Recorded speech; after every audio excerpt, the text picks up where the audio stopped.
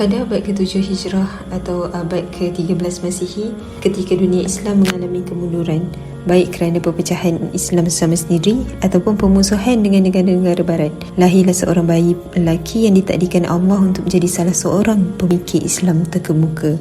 Bayi tersebut dikenali sebagai Ibnu Taymiyah atau nama sebenarnya Taqiyuddin Abu Abbas Ahmad bin Al-Qadri bin Ali bin Abdullah. Telah dilahirkan pada hari Isnin tanggal ke-10 Rabiul Awal 661 Hijrah bersamaan dengan 22 Januari 1263 di kota Haran yang sekarang ini termasuk dalam wilayah Turki.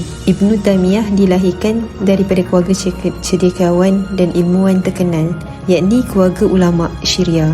Ayahnya adalah seorang syekh, khatib dan hakim di kotanya, manakala datuknya pula adalah seorang imam, ahli hadis, ahli usul, ahli nahu dan hafiz. Pakciknya pula adalah seorang cendekiawan dan penulis Muslim yang ternama. Lantaran ketekunan menuntut ilmu yang diwarisi, maka tak hairanlah Ibnu Taymiyah juga berjaya menguasai begitu banyak cabang ilmu Islam seperti Al-Quran, hadis, Al-Qidah, fiqh dan bahasa Arab dalam usia yang sangat muda. Setelah ayahnya meninggal dunia, beliau telah dilantik mengambil alih tugas ayahnya sebagai guru.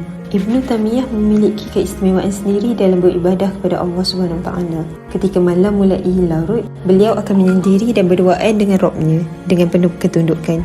Tubuhnya tenggelam dalam solat. Apabila selesai solat subuh, beliau akan duduk sampai matahari meninggi. Beliau berkata, inilah sarapan pagiku. Kalaulah aku tidak menyatapnya, maka hilanglah kekuatanku. Jika ada yang memuji beliau di hadapannya, beliau hanya mengatakan, demi Allah, sampai saat ini aku masih terus memperbaharui keislamanku setiap waktu. Aku merasa belum pernah masuk Islam sebelum ini dengan keislaman yang baik. Pada zaman Sultan An-Nashir Al-Qalawun, Sultan An-Nashir meminta Syekhul Islam mengeluarkan fatwa untuk membolehkannya menangkap dan menghukum mati beberapa orang kadi dan ahli fikih yang pernah mengeluarkan fatwa untuk membunuh Syekhul Islam Ibnu Taymiyah. Namun, sebaliknya, beliau memberikan penghormatan besar kepada mereka. Beliau berkata kepada Sultan, jika baginda membunuh mereka, nescaya baginda tidak akan menemukan lagi tokoh-tokoh seperti mereka. Adapun mereka yang pernah menyakitiku, mereka tidak aku tuntut apa pun. Aku tidak akan berusaha untuk mencari pembelaan untuk diriku. Demikianlah goyah yang tetap dan satu hanya kepada Allah tanpa kepentingan ibadi. Pada satu hari, ayah Ibnu Taymiyah ingin membawa beliau dan adik-beradiknya untuk beriadah ke suatu taman. Namun, Ibnu Taymiyah memberikan alasan kepada ayahandanya untuk tidak ikut. Sang ayah terus mendesak dan Syekhul Islam juga tetap menolak. Akhirnya, sang ayah meninggalkannya dan berangkat bersama dengan saudara beliau yang lain. Mereka menghabiskan hari itu di taman itu dan baru kembali ketika menjelang petang. Tibanya di rumah, sang ayah bertanya mengenai kelakuan Ibnu Taymiyah enggan mengikuti adik-beradiknya. Beliau menjawab, wahai ayahanda, sungguh hari ini anak anda telah menghafal kitab ini, sambil menunjukkan sebuah kitab yang berada di tangannya. Sang ayah terkejut, kagum dan tidak percaya, lalu menyuruhnya membacakan kitab itu kepadanya. Syekhul Islam pun membacakannya. Ternyata beliau memang benar telah menghafal isi kitab seluruhnya. Sang ayah segera memeluk dan mencium keningnya seraya berkata, wahai anakku, jangan engkau ceritakan apa yang telah engkau lakukan ini kepada seorang pun. Beliau mengatakan demikian kerana khawatir penyakit ain akan menimpa puteranya. Saat usianya masih muda, beliau sudah belajar daripada beberapa orang guru ternama serta syekh yang lainnya yang berjumlah hampir 200 orang. Ibnu Taymiyah juga mempunyai murid-murid yang bertebaran. Bahkan sebahagian daripada mereka telah sampai kepada peringkat mujtahid.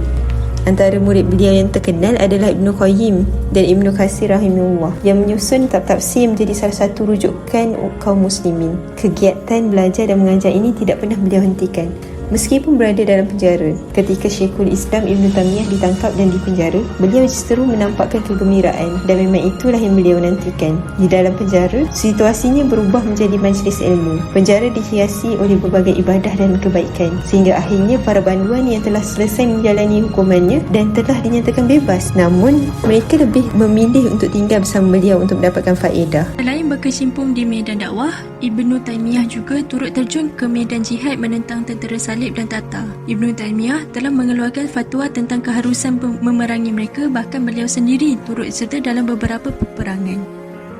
Selepas menghadapi tekanan dan sisaan semasa berada di dalam penjara selama kira-kira 2 tahun, akhirnya kembalilah Syekh Al-Islam Ibnu Taymiyah ke pangkuan ilahi di penjara Damsyik.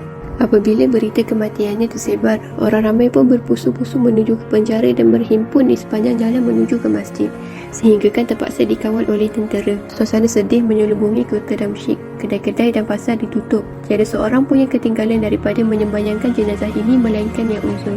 Jumlah yang menghadiri solat jenazah itu ialah kira-kira 100,000 orang lelaki dan 15,000 orang wanita, tidak termasuk yang memerhatikan dari atas bangunan. Apabila berita kematiannya sampai ke kota-kota lain, maka ramailah lagi di kalangan ulama dan orang awam yang melakukan solat gaib. Ibnu Katsir menyifatkan bahawa ia merupakan upacara pengkebumian jenazah yang terbesar yang pernah berlaku di Damsyik. Jenazah Ibnu Taymiyah hanya dilalukan sahaja di atas tangan-tangan hadirin tanpa perlu seorang pun berganjak dari kedudukannya.